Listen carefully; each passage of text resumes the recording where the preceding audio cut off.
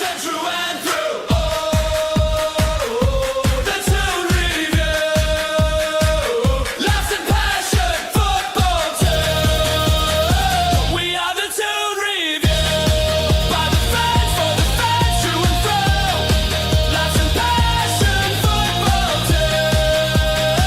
We are the Toon Review. We are the Toon Review. We are the Toon Review. We are the Toon Review. Go! Good evening, everybody. Welcome to the Toon Review. It is match preview time, of course, as Newcastle make the trip to the Hill Dickinson Stadium down in Liverpool to take on Everton in what should be a very good game, and hopefully a game that we can suddenly start getting our away form sorted. If you do enjoy tonight's show, as usual, give it a thumbs up, guys. Very, very important to the channel. And if you are new and you like what you see, why not subscribe? Come and be part of this incredible community. And all we ask for is that you hit the notification bell so you never miss any uploads or live shows. Memberships are available by hitting that join button just under us. And, of course, super chats as well. If you do super chat the channel, we will guarantee your comment to be read out on the show as a thank you for making the super chat. Right, I'm joined tonight by two of my esteemed colleagues. Billy will be, of course, back for Matchday Live tomorrow. I'm joined by Stato and, of course, Lady Sam. Good evening. Good evening. And good evening to all the lovely viewers out there in viewerland. You stupendous, beautiful, amazing, fantabulous people. Yes, indeed. Try my Now, best, Billy. we were having a little bit of a conversation before we went live. My camera was not working properly, so I do apologise for the delay. However, a lot of people were saying hello to Lady Sam in the chat. I don't... Did somebody posing as Lady Sam say hello in the chat earlier on? Because It wasn't me, folks. it wasn't weren't Sam. me. So has anybody responded, or was it just that Sam said the other day that she'd be back on Friday, and everybody wanted to say hello to Sam? Because I'm very confused. And obviously, I know that YouTube have changed everybody's usernames, and it's very difficult to know who the hell is who at the minute. However, I don't. Yvonne's saying it was Sam's travel, and everybody's put two and two together and got six. It seems. But there you go. Obviously, there might be a few Mystic Megs out there in viewerland, but we will gloss over that very, very, very quickly. Anyway, so have you guys watched the press conference? I have not, but I watched your reaction to it. I am glad some crunchy questions were asked. Finally. But I don't feel too optimistic about the question that was on everybody's lips and the reaction to it. But I don't know if Stato's seen it, so I don't want to give it away. Paul, maybe you want to... I haven't. Well, recap. look, the thing is, it took a while before the Nick Pope questions began to circle among the journalists.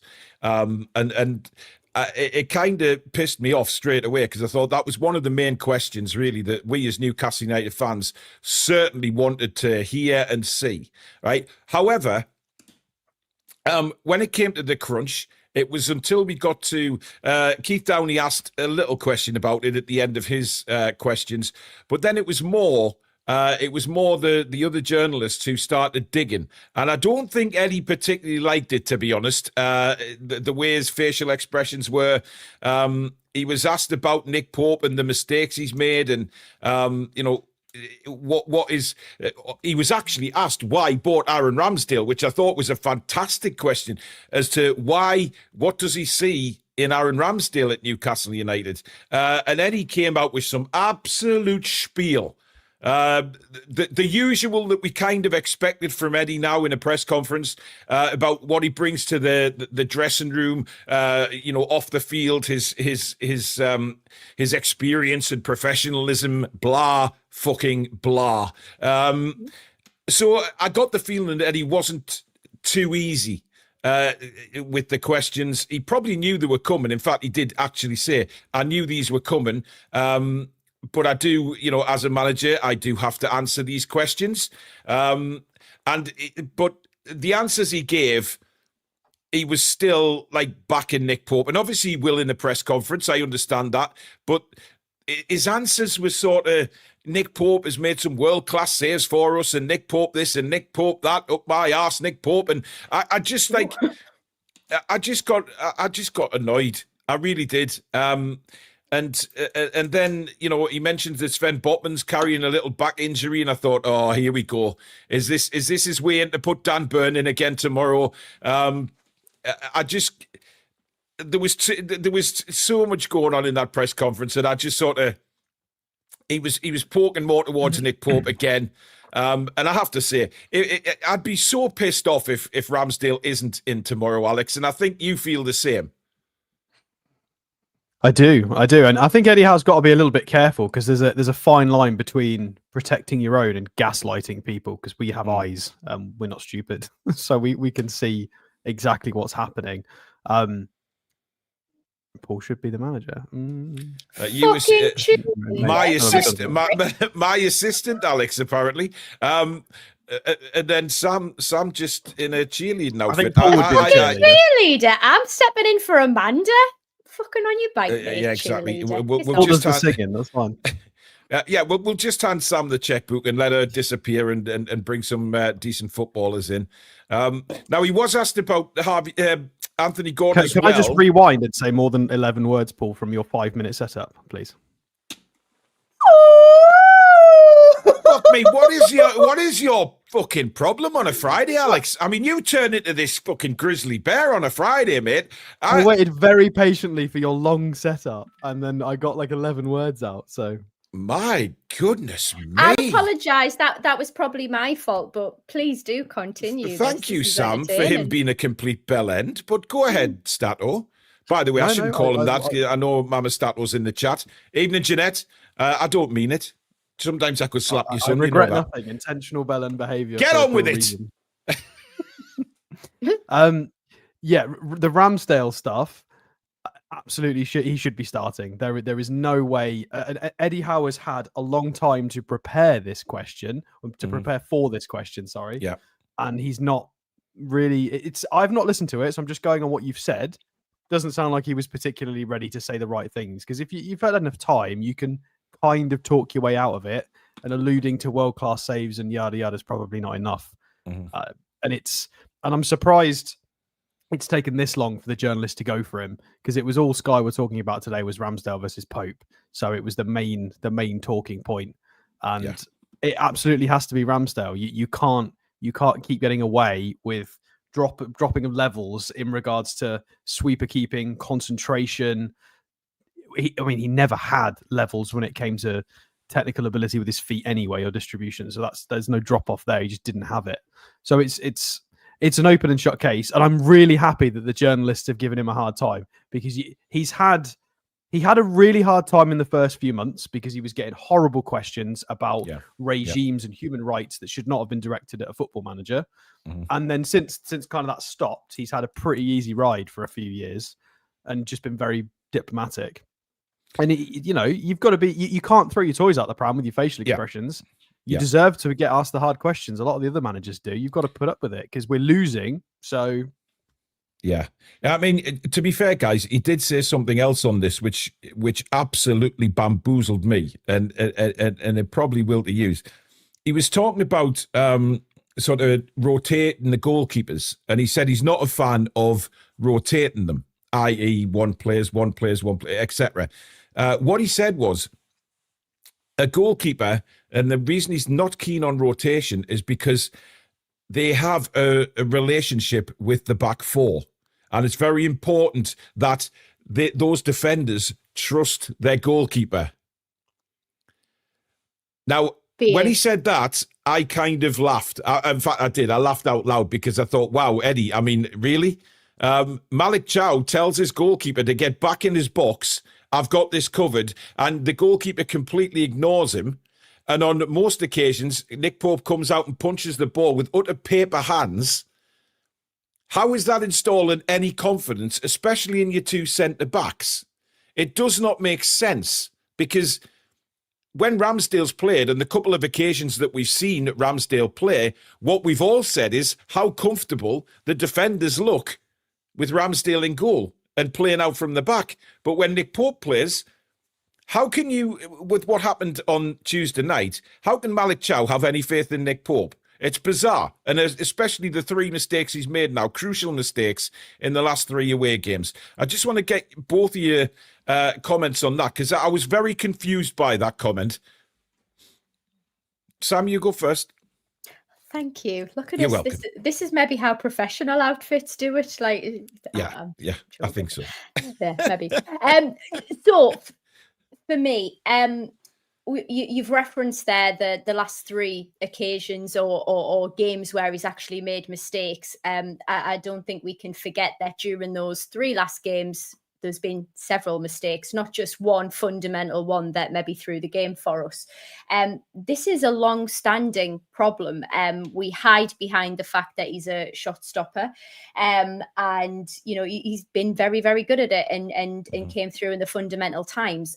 However, if Ramsdale is just a motivation to keep him in the team, I am intrigued what it is going to take for Eddie Howe to drop this guy. I think just from a fan's eye, I'm not talking about stats or anything like that, but from a fan's eye, I genuinely believe that the defence have looked more confident and can play further out, which allows us to progress the ball when we had Ramsdale in. His decision making is so poor at the minute. Like, not even at the minute, like generally, I don't know why I'm saying at the minute. He kicks the ball and I've got my heart in my chest, and his decision making is so poor. So I'll hand over to Alex, but I do have a question for you both, which I'm looking for an answer on. I mean, what did you think of those comments, Alex? Because it's very confusing, because there's no way that those centre backs could have much confidence in Nick Pope at the minute, surely. I don't think any of the players at all have faith in Nick Pope. Only the only time they look okay with passing it back to him is if they know it's a hoof moment. Lots of pressure. Let's just lay it off to Nick Pope so we can just boot it upfield. Anything that's not that situation, the fans are terrified of. Or I'm not speaking for everyone, but I am. And it looks like the players are, because he's not involved in build-up very much at all. He really struggles with it. And then when he is, he tries to hit it to the halfway line out on the sides, and it's just constantly out for a throw. So there is no trust in that regard in the build-up. And if, in fact, we generally skip him and we just don't use him at all, which is exacerbated by having players like Burn as well as fullbacks, because then you're just losing technical players that can help progress the ball upfield. So, in theory, playing Nick Pope as Nick Pope was 6 months ago, with the current fit and available back four, I would be okay with that. But based on his drop off in certain attributes, like especially his sweeping, like the sweeping and the decision making, it's really gone downhill. He's had a few close calls over the last few weeks, and obviously against Marseille, it really hurt us. So, is that a pug I can hear? It is. She's dreaming. Oh, so cute, man. Yeah, little Dexter was dreaming last night. It was so funny. He was barking in his sleep. No. It was hilarious. Anyway, one really good question that came. We'll make a final point about Nick Pope, because I think there's other things that we need to discuss rather than him. He was asked straight out. He says, the fans all want a change in goalkeeper. Are you aware of what the fans say or what the fans' feelings are? And he kind of went very sort of straight-faced with it and put on the spot. I thought it was an excellent question again. But to back you up, Paul, there was a Sky poll today and Ramsdale won it 59%. Yeah, well, I saw your... yes. You were brilliant on that, by the way. He was. Alex was on Sky this morning again, guys, moonlighting for us, and had the award in the background. I did notice that was still on the wall there, so good stuff. But you know what? He sort of was taken aback by that question, but then he bluntly turned around and said, I'm the manager. He says, I'm well aware what the fans feel, but I am the manager. I am paid to make the big decisions. And that was kind of it. And I thought, wow, well, if that's the case, Eddie, Make the fucking big decisions. Do it. Drop the players that need to be dropped and prove to us you've got the cojones to do it. And then, we could turn around and say, well, you know what? Fair enough. You have got the balls to do it. But I thought it was an excellent question. And for once, I mean, the questions that were fired at him from maybe not the main guys like Keith Downey or anything, it was the sort of the rest of them that fired the questions in, and he was really sort of taken aback. I loved it because it was making him answer questions that I don't think he wanted to ask to answer this morning. Anyway, before I read the super chats out, Sam, what was your question you were going to ask us? Well, it's a bit of a provocative one. It would be coming from you. I know. Buckle up, Yes, everybody. Indeed. So there's a lot of talk. Eddie in, Eddie out. Where's everybody sitting at the moment? I know. Again. Hear me out, though. Everybody who is still firmly in the Eddie in camp.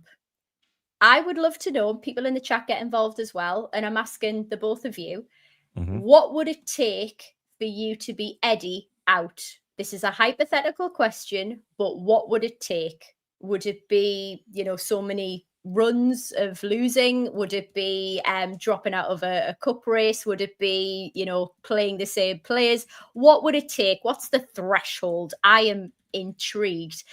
The fun part of this is, whatever you say, I'm going to note it down and let's see when it comes off and happens and if you feel the same.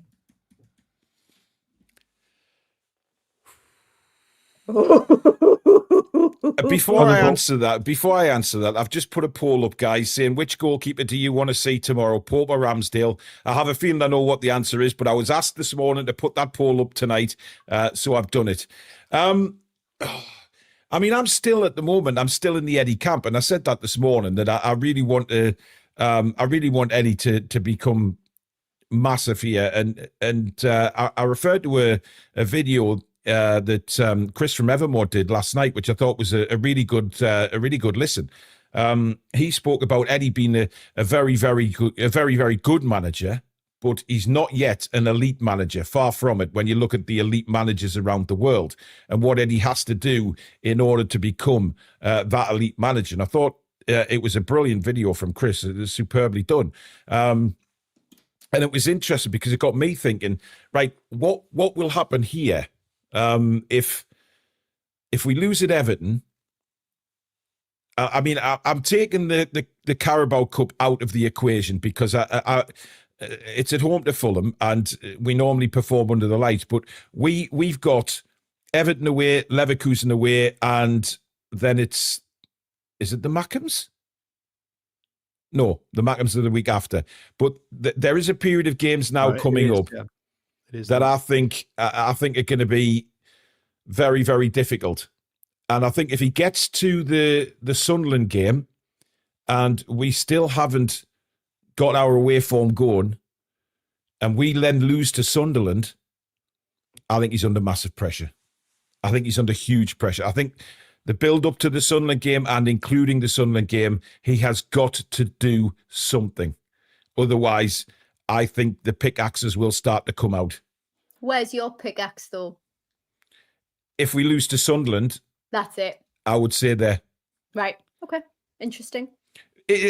Not just lose to Sunderland, but the few games building up to the Sunderland game as well. If we don't perform, I think in this period between now and the Sunderland game, for me, that would probably be it. That would be it. Alex? And it wouldn't be anything. It's just saying that we probably need a fresh change. Yeah. Fair. So mine's quite straightforward, actually. I'd probably give him the rest of the calendar year. Mm-hmm. However, I think there's got to be context. And I feel like that's harsh because we're already nearly in December. However, our Premier League position is rather precarious. We're on 15 points. It's not great, even though we're doing well in the Champions League. So rest of the calendar year, however, if he doesn't make the changes that a lot of the fan base want, i.e. trying to just stop using Dan Burn at a fullback all the time, maybe rotating Pope out, not using Gordon as a striker, all of the little bugbears that are clearly not working for the team. If he continues to do things that feel like very much like self-sabotage, then I would be out possibly sooner than the end of the year. But if he makes the changes and I can see progress and see performance improvements, I would be willing to go much beyond that, because it's very much so very much there's context to it. So as a general thing, sort of end of the calendar year, which I know 1 month sounds very harsh. However, December's the busiest month of the season. We've got a lot of games, including a derby as well. You've got Man United after Christmas and stuff. So there's a lot of games we don't really want to be losing for reputation. So it's a big month for him. It is. Yeah. Interesting. What about you, Sam? Do you know what? I think I'm liking your logic, Paul. And I don't want to hear like the excuses like, well, fixture rotation, or all of the usual stuff, because I think to Alex's point, if we start seeing improvements, I ain't seen improvements till last time I was getting splinters on my arse being on the fence about him. So I haven't seen that in-game decision making happening. And now we've got, more interesting issues to try and solve. We've got the likes of Joe Linton, who hasn't been on, the best form, arguably. But you've got somebody like Ramsey, but we play Willock, but Willock had a decent turnout. You've then got the Anthony Gordon issues as well, Elanga. So this is going to be a really interesting time for him. I am probably that derby's going to decide it for me. If we haven't improved our league performance and we lose the derby, I have a slightly. I want to ask a question to both of you, but a slightly different version of what Sam said. Right. What if 2 we do seconds, keep Alex. winning? 2 seconds, because I need to cover these super chats, otherwise they're going to get out of hand. Paul Hansen's been a member for 2 months. Says Eddie needs to be more ruthless instead of playing certain favourites, but I can't see how. I can't see it. P.S. How is Billy? Hope he's getting better. He'll be back. He'll be back for Matchday Live tomorrow. Michael McIntyre says, "Hi all. No more blood, sweat, and tears." Toon. Toon. Toon Lass says Eddie's pig-headedness could well be his downfall. Picking his favourites to prove a point is not putting the club first. Pride comes before a fall. Niall, a member for 29 months, says strange the way he had no problem dropping Dubes after our 10 in a row, even though he'd done nothing wrong to get Pope back in. That's a very good point. Better Strauss 1 is a new member of the channel. Thank you very much. Welcome. Nick Thornton, a member for 31 months now.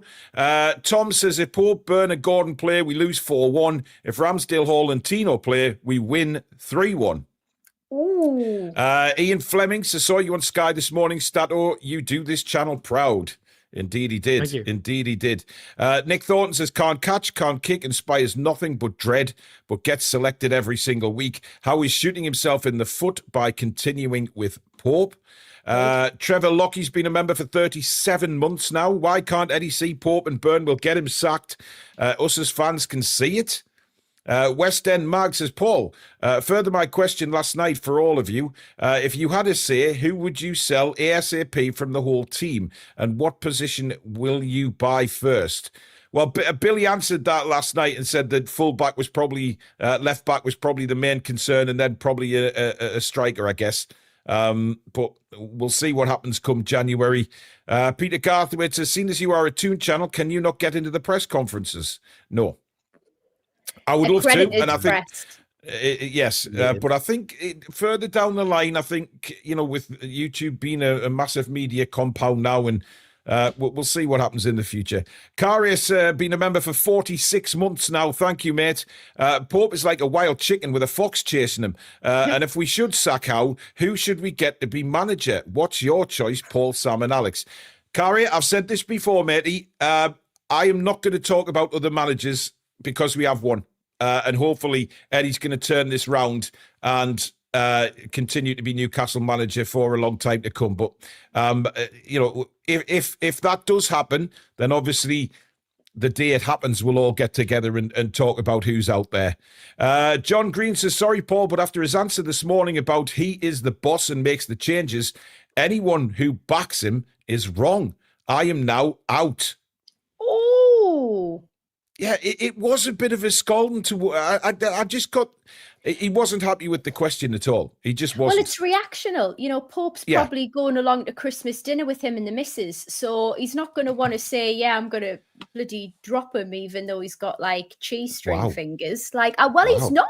Like, let's be serious about this. I think there's protection and there's naivety, and he's usually unshaken in interviews. It's time for the tough questions because everybody can see the fuck up going on. Sorry, carry on. Hey, fair enough.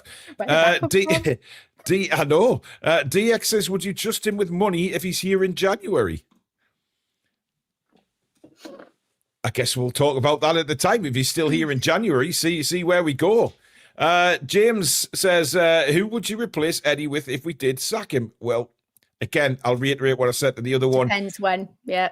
If it happens, we'll talk about it. But at the minute, Eddie's the manager, and I'm not going to disrespect him because I want him to succeed. I want him to turn this around. We all do. I don't want to cross that fence. I dread crossing the fence, but there may be time where, because football does not stand still, if we need someone to come in and refresh it, then we'll talk about it at the time. Anyway, let's turn our attention to Everton now, Alex. Let's have a look at how Everton are performing. But didn't Alex have a question first? Oh, yes, he did. Sorry, I forgot all about that, Alex. I do apologise, but well spotted, Sam. Go on, Alex. Mate. Thank you, Sam. So slightly different version of that question. If we're doing okay in the Champions League and we beat Fulham in the next round of the Carabao Cup, and possibly just to throw it in there, beat the Mackhams, as we should. But Indeed. then the rest of the Premier League form is still continues to be very, very rocky. How are we then feeling? Because we're still going to be dragging our heels through 14th, 15th, 13th place in the league, but we'll still be progressing in a cup and the Champions League, and we'll have won the derby. Yeah. Does that change anything? Like, what's the measure here? Because we're in 3 different competitions at the moment before the FA Cup starts after Christmas. So, define doing decent in the Cup and Champions League, like progressing, continuing progressing. And the Premier League form, I would suggest, is as it is now. We're winning bits at home and then can't win away if that persists. And what we lose the derby? No, win the derby. Oh, we win the derby, then. Yeah. I think if we win the derby anyway, regardless of anything, if he stuffs Sunderland, he's a hero again. This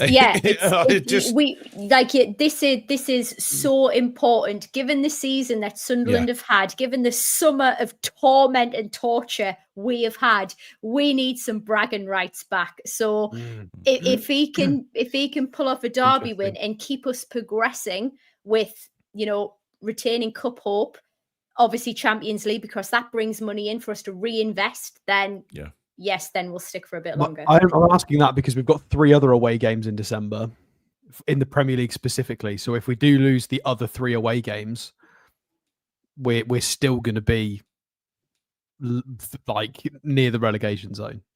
Yeah. Doesn't bear thinking about, does it? It doesn't.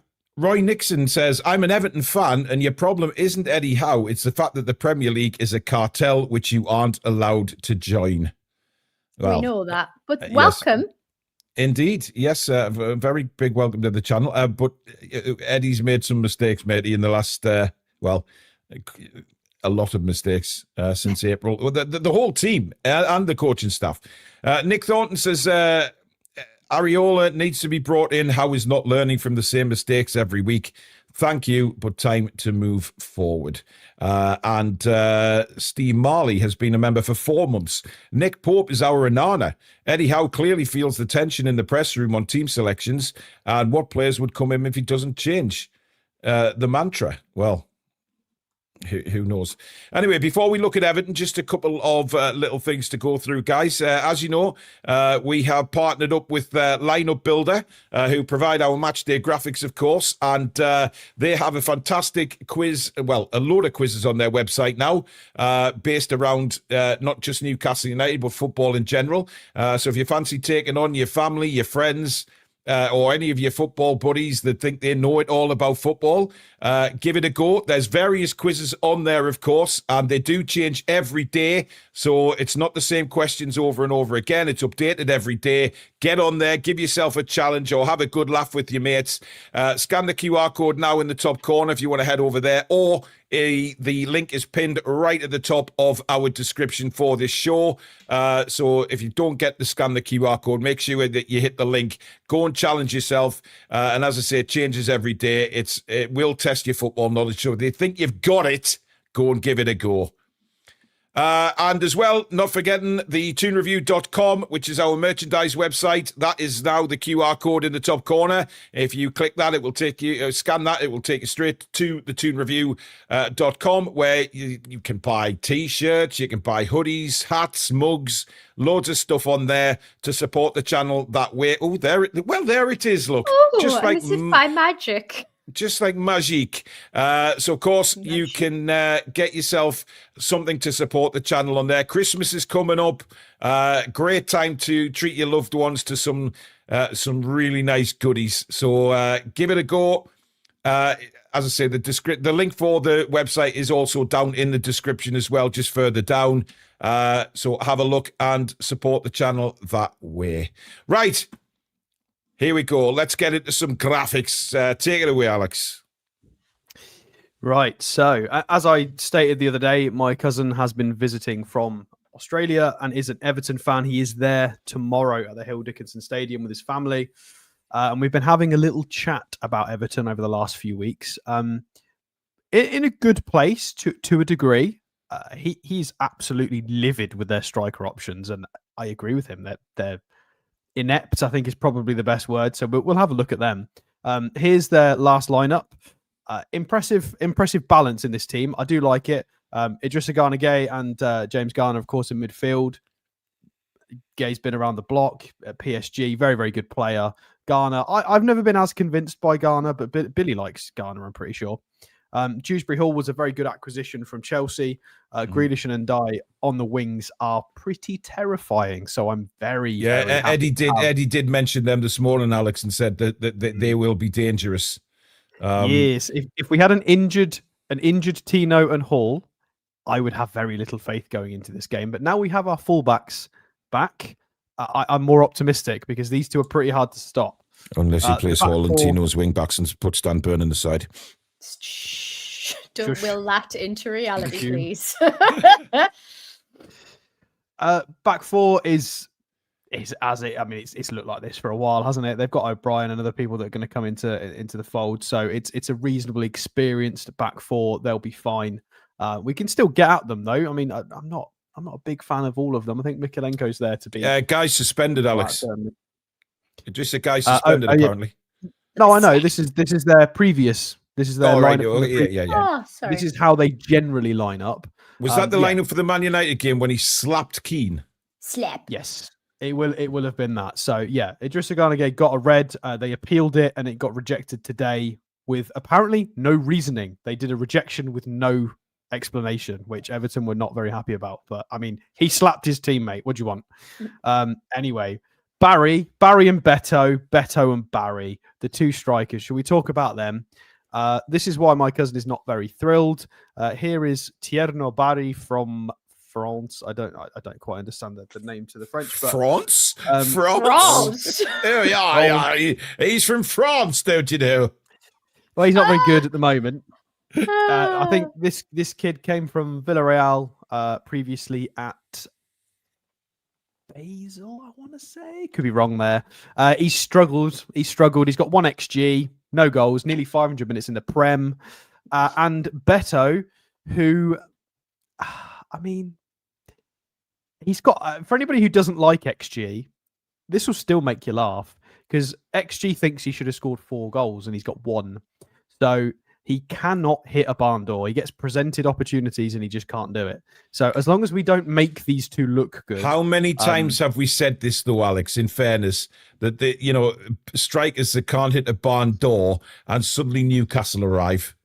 It's happened so many times. Well, me and Sam noticed this pre-show that if you feel bad about it, just call him Norberto because it's his actual name. So Norbert. Norbert. It's less we have dynamic, isn't it, than Beto? Yeah, absolutely. Get Norbert on.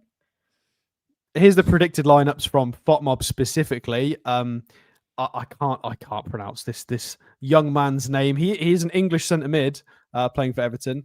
Can I have a go? You can, yeah. Hang on. No, you can't have a go. Eregbunum. I mean, Billy would say that he's got like tablets for a that. soothing cream for hemorrhoids. In fairness, so I'm sure if we said it properly, it's not quite like that. Oh well, I'll just call him hemorrhoid during the commentary then if he's playing. Yeah. Or cream. Team stats. Table-wise, by the way, guys, Everton are in 11th. Let me zoom in a tad so we can actually see what we're doing. They are 13 goals scored, 13 conceded, 5 wins, 3 draws, 4 losses. A couple of wins recently. They beat Man United. They beat Fulham 2-0.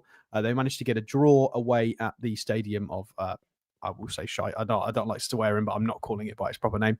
And then their losses, to be fair to them, were against Spurs and City. So they've been doing quite well. They have certainly been doing They were excellent against Manchester United. They were really, really good. I didn't expect them to perform like that, and they were excellent. Well, top scorers, as you can see, does not have a striker in the list because they just don't score. Well, I mean, they might do against us, but and let's have a look at the team statistics and have a look at how Moisey Boy is lining them up. They are 5th highest rated on FODMOP score, which I'm quite surprised at, actually. So goals conceded is the metric that stands out there. They're very hard to break down. Of course, the goalkeeper certainly helps to a degree with that as well. They are 6th for clean sheets. They don't overly like seeing a lot of the ball. I don't know if that's because they just can't keep it or if that is the style of play. Shots on target is awfully low. It's 3 shots on target per match is pretty woeful, considering when we talk about players specifically having about 3 shots on target per game as well. That's pretty bad. But that kind of indicates that the strikers aren't firing, doesn't it? Really, if the strikers were firing, I'm sure that would be a bit better, but they're not. Well, it's not that they're firing; they're not even loading the gun, because then the team as a whole aren't even they're just not getting the shots away. Well, at least high quality shots that are actually towards the goal, which is kind of what you want. Accurate long balls per match, 4th, 22.1. They do launch it, so we're going to have to be careful. Whoever plays will obviously go through that, whether it's, I mean, that might maybe give Dan Burn a bit of an extra reason to play, but we have others that can win headers. Why would you say such a thing? Stop talking about this bullshit height thing, right? It doesn't. No. I mean, Eddie used that as a reason for keeping Dan Burn on in a match. Yes, he did, which got laughed at, by the way. It was a terrible, terrible thing to say. It's just what he did. So I know, it was. I would expect us to have the lion's share of possession. Well, I would hope so, considering we're probably likely to be playing our strongest lineup or close to our strongest lineup away. Very low in possession, very low in accurate passes. Discipline-wise, I don't know what they're like, so we will have a look together. Where is discipline? Are they dirty? I mean, ish. 26 yellow cards and 1 red. It's fairly high. Fouls per match is actually quite low, though, so maybe the referees are being a little bit mean to them. I don't know. You'd have to have a look at all the fouls individually to assess that, but they are a well-balanced, old-school David Moyes team. They've got very good wingers, balanced midfield, solid defence. They're not conceding a lot of goals at the moment, but they have 2 planks of wood up front that cannot hit a barn door, and that is how they play. But they are at home, and they are in reasonable form. They've been doing okay at the moment. They've been beating teams they would want to beat, and they've been losing teams they would expect to lose against. So they're kind of doing as is. And they're mid-table, very solid team, as you would expect from a David Moyes team. So we need to go there and cause a bit of chaos if we're going to win this, because our away form, as everybody knows, is pretty bad. Sam. That was a big exhale. Are you okay? Yes, because Somebody to hug.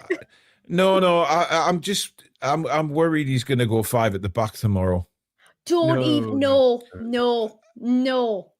Well, we're all saying no, of course we are, but I just have a dreadful feeling he's going to go 5 at the back. I mean, he did go 5 at the back against Leeds away. He did. Baffling. He did. Can't happen. And the fact is, remember, this is the first time, and I've said this before, this is the first time that he is having to now make a decision on dropping Dan Burn. This is without, Lewis Hall is fit to play at least 70 odd minutes tomorrow. Okay. So, you'd play 90, sod that. Well, he would play 90 without getting the cramps, but just take it as that. You know what I mean? Just hypothetically speaking. But he's got to make a decision on Dan Burn. Now, if Botman's unavailable because of a back problem, then Fabian Schär, Nathan, I haven't watched the Geordie Journo's predictions, matey, so I don't know. Have they gone 5 at the back? Are they predicting 5? Oh, holy shit! If they're predicting 5, I just think he needs to accommodate Dan Burn, and it will kill the man not to play him. And then or he has an excuse of if Botman has a back injury, Fabian Schär played in midweek, Dan Burn obviously starts the game. Just some kind of crazy excuse. It has legs though, because it might be his way of going, right, let's stop the rot away from home. I was hoping you'd snap those legs right off, Alex, but clearly not. Look, I think I don't think it's super likely, but it is a possibility that Eddie Howe's logic is, and the coaching setup is, let's just try and be really defensively solid.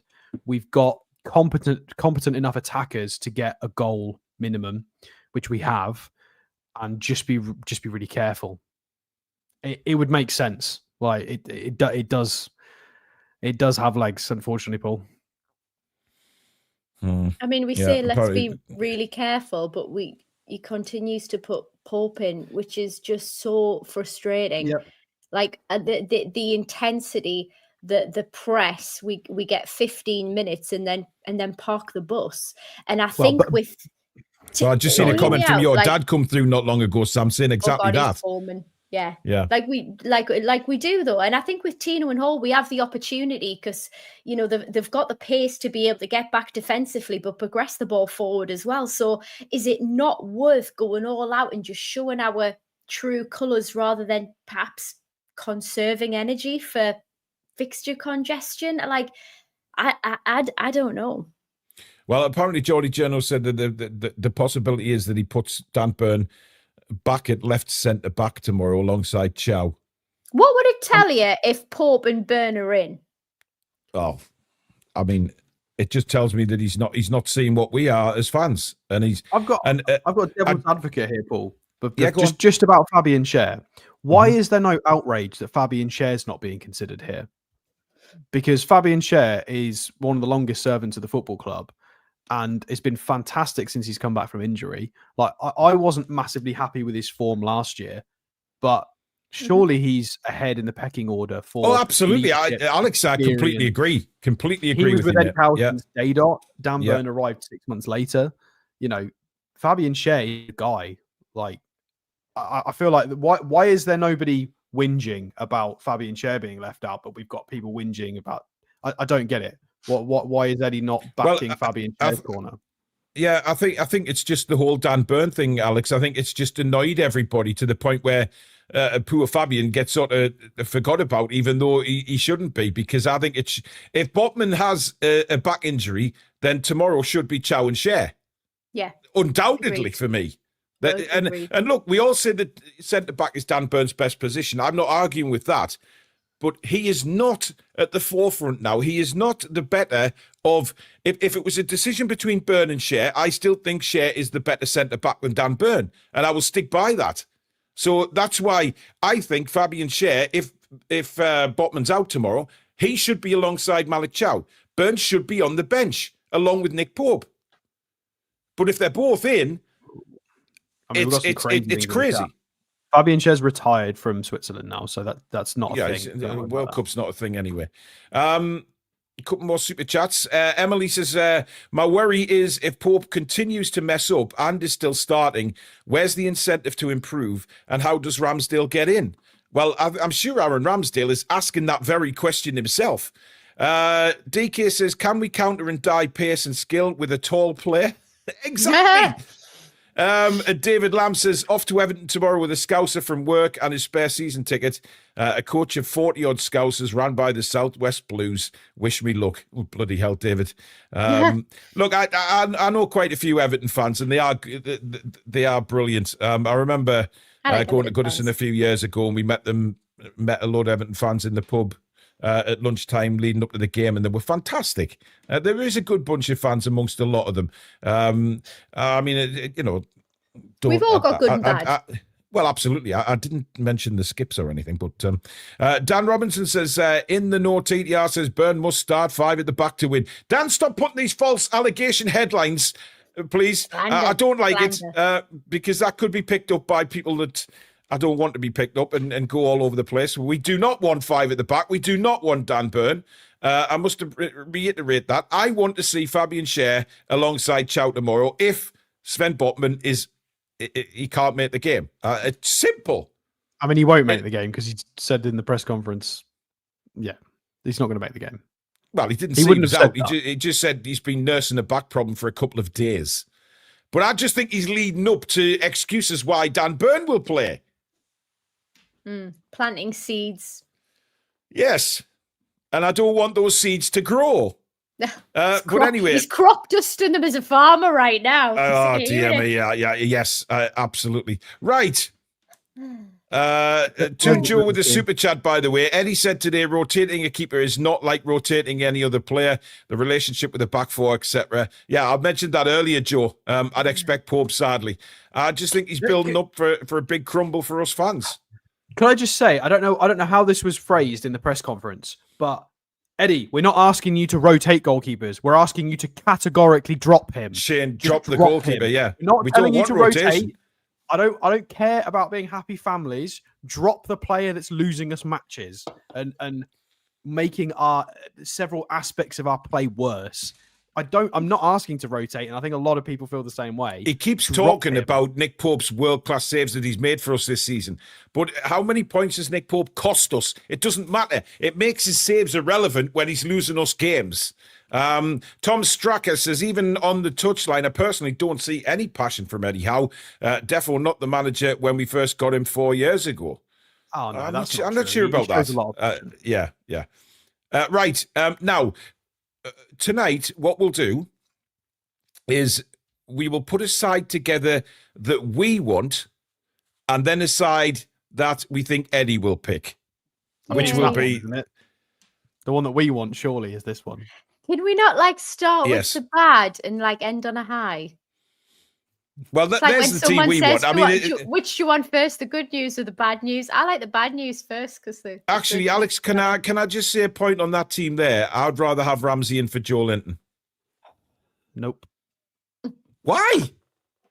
Because Joe Linton, when he had Lewis Hall playing against Man City, Joe Linton was fantastic. His best performance of the season. Yeah, I knew you were going to say that. A proper defensive lineup. I think Joe Linton is going to be combative enough against an irritating Everton side. Yes, but the problem is, Alex, his passing, and this is what a lot of the journalists have said, that Joe Linton is good for certain games, like Manchester City, to get stuck into the quality players and knock them off the game, right? Yep.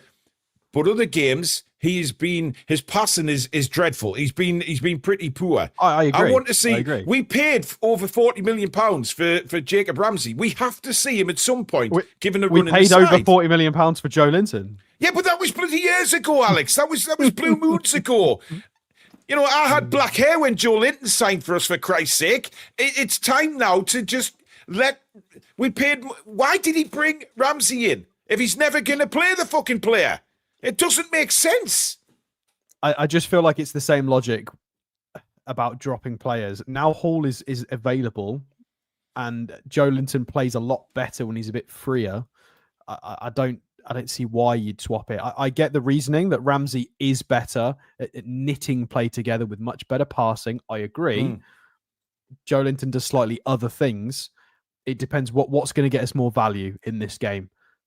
They against Garner on that side, quite scrappy. I think Joe Linton will have.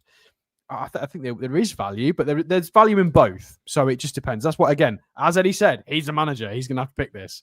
Both of them make sense. C15 Rise, there's apparently no logic to what I'm saying. What are you talking about? Ramsey will play. Doesn't have to play when you want him to play. Well, yes, I want him to play because I'm a bloody fan and we signed him for 40-odd million quid, C15. And Joe Linton's been terrible this season. Oh, God. Fuck's sake. God.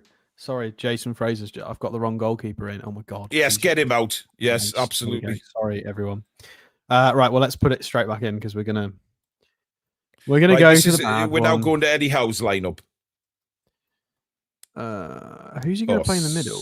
Is he going to do it that way? Fucking Jesus. Probably. I mean, I don't know. I think Chow would go in the middle of the three, Alex, to be fair. He's, I mean, but then again, I wouldn't play Chow in the middle because I think he needs to. His cover and runs are fantastic. There you go. Sweet Jesus. Oh, no. That is the team. I mean, unless some optimists out there want me to do this to make it look prettier, but it doesn't. It really doesn't, does it? It doesn't, because there's still two fucking players in there who shouldn't be there. Simple as that. We're not playing 5 at the back. We're playing 3-4-3. Sharp. Yeah. Do you think Murphy will start tomorrow? Yes. Why would Murphy not start tomorrow? Well, because he was terrible on Tuesday. Is Alanga better? Well, here's another thing: £55 million for a player get into this as well. Then roll out the red carpet. But yes, Sam, come on, 55 million quid for another player that doesn't play. It's mental. I don't think that Eddie anticipated how shit Alanga would be, in fairness. And we've heard a statement to say some players do take a little bit more time. What frustrates me is when we buy players who, when they have had their chance, have performed decently, outperformed the people they are meant to be the successors for, and he still doesn't fucking play them. That's my gripe. Alanga, I don't mind the hesitation over him as much. I just think Murphy's got to play. Just for goal contributions, delivering. His saves don't make any difference if he's costing us games. That's my point. I mean, C-Rise, I've wanted Pope not to be the goalkeeper since the start of the season, if that helps. I've praised Nick Pope when he's played well. Every single time he's played well and praised the clean sheets. But most of the clean sheets have been down to fantastic centre-backs that we've got and defensively playing well. But Nick Pope, he could make all the world-class saves in the world, but if he is going to make critical errors and lose us games, those saves become irrelevant. What's the point of him making saves, 6 or 7 saves, and then losing us the game? I think the difference is the negatives outweigh the positives, because the positive saves that he does make are completely wiped out by the decision making and the kicking, which loses us games, like fundamentally loses us games. That's the difference. Like a shot stop, we can pull that back, but sometimes when we lose like we do, and he makes his decisions and our defensive lineup doesn't trust him, like I believe they don't, that's where I want him. I can understand your point, but I don't agree with it. What are you doing now? Oh, for fuck's sake, what Alex, are you doing? What are you doing? We're ranting away and you're just causing chaos in the background. I'm doing what Eddie Howe might do, because Willock played well the other day, and he might. Right, but if Willock is now ahead of Jacob Ramsey, there's something seriously wrong in this world. There's something seriously wrong with our whole transfer process. It just does not make any fucking sense. He played him ahead of Jacob Ramsey the other day. I know he did. He's another one going to Eddie Howe's Christmas dinner. Like, seriously, because yes, granted, let's say he did have a good game the other He night. He did. really Yes, did. he did. However, And can that being said, previously he's only just been improving on his dog shit performance. Ramsey should have been in far sooner on the team sheet before Willock's name. He's a much better technician. And if Joe Linton actually was, in contention for the starting 11, I would prefer to see Ramsey actually. I think he's more of a technical creative player, which is what we maybe need right now. I'd love to see that combination between Ramsey and Hall. Yeah, I don't think Willock is the right player for this match either, because there's not going to be as much space to run into. It's not going to be as end-to-end. Hallelujah. Yeah, but it doesn't mean Eddie's going to think that. Well, I know that. Yeah. Can I just say, everybody who's telling me to move Harvey Barnes, I am not moving Harvey Barnes. He is the only piece of this puzzle that's in the right place, and he's scoring every single match. And the poor guy keeps scoring good goals, and we're not winning any games. So I'm not touching Harvey Barnes, I'm afraid. He stays Right. there. If Eddie Howe does, I mean, this is what Eddie would do. So I would have Fabian Schär out and Burn in. If that's what, if we're talking about what Eddie will do. You're doing it. All right. Should we do an Eddie lineup then? Where is We'll Burn? do an There he Eddie is. lineup at 4-3-3. I mean, it's probably going to be Joe Linton, isn't it? Yeah, I agree. I do, I do think part of me thinks he's going to roll the dice on Alanga, because I thought he was going to do it against Marseille and he didn't. Because Jacob Why? Murphy, Because he's such a risk taker and likes to do things differently. well, I thought he was going to rotate Murphy out and give him a break, and he didn't. He played him again. So he just keeps using Murphy. Is he going to do it again and use him? I don't know. I love Jacob Murphy, but give him a break. Well, you can't. Yeah, but buy equally someone so, we need a win. We need to improve away form, and who is currently the better But player? if we get Jacob Murphy at 10-15% off of full capacity, because he has played a lot, we're going to get a duff performance from him. People are going to criticize him. He's not going to do a lot. When we have 100% Jacob Murphy, he's fine. But when he's tired, He's better than not fine. So I think he's better than fine when he's on form. When he's not, he drops a play. My issue is if Jacob Murphy is not having a good game, like Billy always says, get him out early and get Alanga on to see what he can do. he's not going to do that. But No, he's you're not. wrong. But again, it's an Eddie problem. I think this looks like a very Eddie lineup. For anybody who's just dropped in, this is not what we want at the Toon Review. This is what we think Eddie might do. Can we have it? Can we have like a disclaimer banner along the bottom when we put Eddie's? This is not what Don't we judge want. us. Yeah, please don't judge us. It's certainly not what we want. I'm going to have to reference. crap There's now. so Is many that people- Kenzie suggesting Gordon Yeah, on the yeah, being? That's what I was going to say. There's been so many people have suggested Gordon on the right. I mean, I wouldn't want Gordon. Gordon does not anywhere at the deserve moment. a start. Crazy. Full stop. Absolutely not. Gordon at the minute for me has the mentality wherever the position of a deviled egg, like he is mentally not strong enough, especially in this game. No, absolutely no way. Billy Billy, Tree. you want to move? He's Barnes on a out of wind up. He's position? on a wind up. He's on a wind up. Hi, Billy. He has to be. Mate. Oh, He's it's that's Billy. strong medication he's on. Jesus right. Piss taker. Love you, miss you. There's no way he wants Gordon in that side tomorrow. Doesn't. No bloody way, Billy Tree. Or to Not move having it, Barnes. son. No, Nathan, we're not Uh, putting Jacob Ramsey in right wing. Can we stop suggesting every squad player? He's to be yeah, right he's wing? not going to play Ramsey right wing. There's just no way in hell. I've read that one.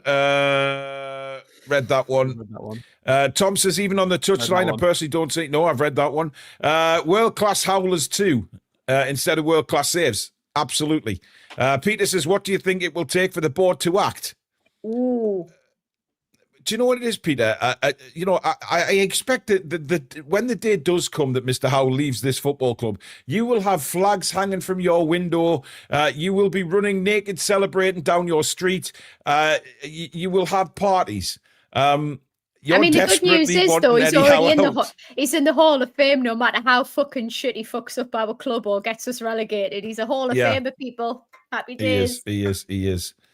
If you were a dancer and kept falling over, Paul Spencer start Willock after good form on Tuesday.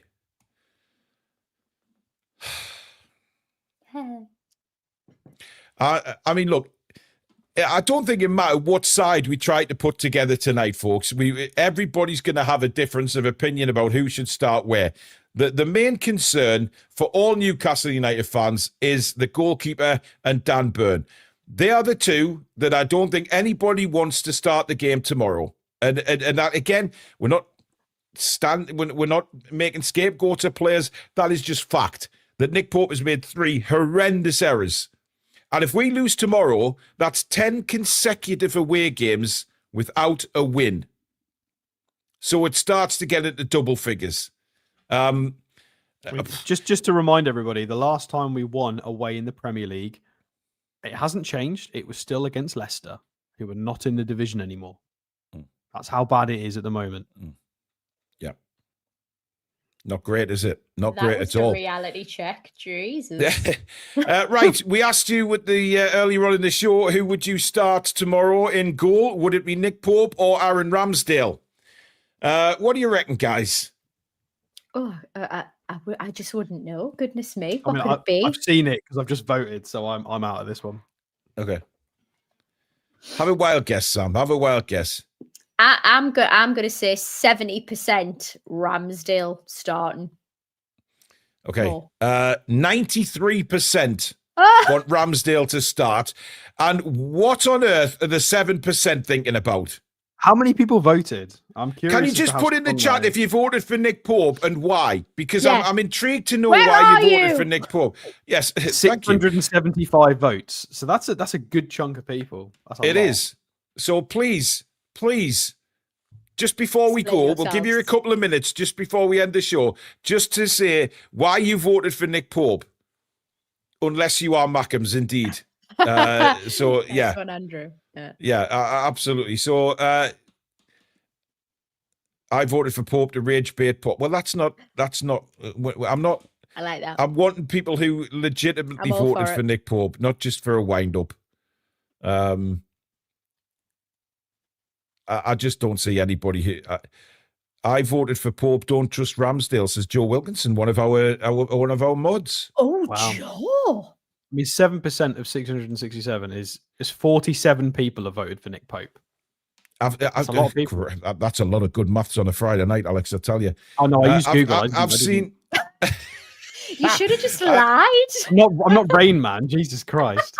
Liam says I voted Pope. He is a better shot stopper. Go rewatch some of the Ramsdale saves. He's suspect. All around. Yeah, go and watch the compilation of Pope's distribution.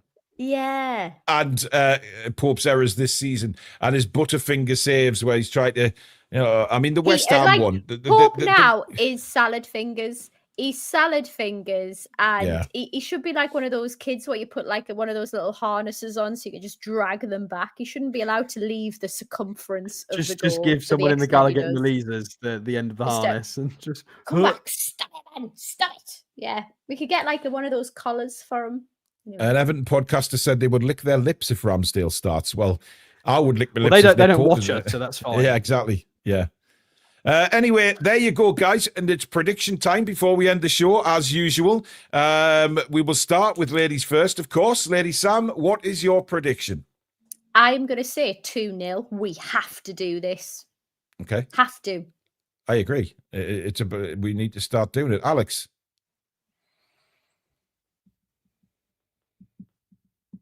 I think we'll win. I do think we'll win. Mm-hmm. I'm going to go... I don't know if I'm as optimistic as Sam. I think we can clean sheet them. I'll be really irritated if we concede. I'm going to go 2-0 as well. I'm going to go 2-0. I think this is the first away performance in a long time that we've started such a strong team. Even if we do play Dan Burn and Pope, it's still going to be way stronger than what we've been doing because Dan Burn's not going to be at left back. So we're going to have the two fullbacks. Well, you say that, Alex. Oh my God! It depends what he does. I think he's going to go with a really strong team. It's much more competent with the fullbacks. We're going to have a strong midfield, a strong front three. I think that might make the difference. So I'm going to go with 2-0. I'm going to trust it all depends on the team selection, doesn't it? So, we will know that at 4:15 tomorrow afternoon, of course. My prediction, I hate to say it, but I just see just a drab 0-0. Oh, boo. I know, but I'm speaking on like previous away form in the Premier League, Sam, because I haven't seen anything that inspires me to. I mean, Eddie turned around in his press conference and said, we played really well on Tuesday night. We did in little spells, but the second half was a fucking disaster. But listen, I hope and pray that this away form changes completely tomorrow. I really do, because we need it to change, and hopefully it will. We all want us to win, of course we do, but it all depends on what he does. This is our first game away at this new stadium, the Hill Dickinson Stadium. We've got to take a black and white flag there and plant it in the centre circle. Yes. We need to set a precedent, because we've not done very well against Everton in the last 18 months. So we need to go there and make this count. Yeah. Warren says, flip it, just play Ruddy. This dilemma is doing me. Just play Ruddy. Anyway, that is it for tonight, folks. Thank you so much. Don't forget, we're back tomorrow. What time? 5 o'clock with a 5:30 kickoff. So 5 o'clock match day live starts. 5:30 kickoff, full commentary of the game, Everton Newcastle. So please join me and Billy for that one. It's going to be hopefully Newcastle's turnaround, and we will actually have a very good Sunday to jump around. Yes. 2 Sundays in a row we can jump around, celebrate wins. It will be fantastic. Well, thank you for all your super chats and memberships. Don't forget, give Lineup Builder quizzes a go. That link is at the top of the description. Of course, visit thetoonreview.com for all your merch. Give it a like. Give it a subscribe if you're new to the channel. Come and join this fantastic community. Thank you, Mods and Sam and Alex.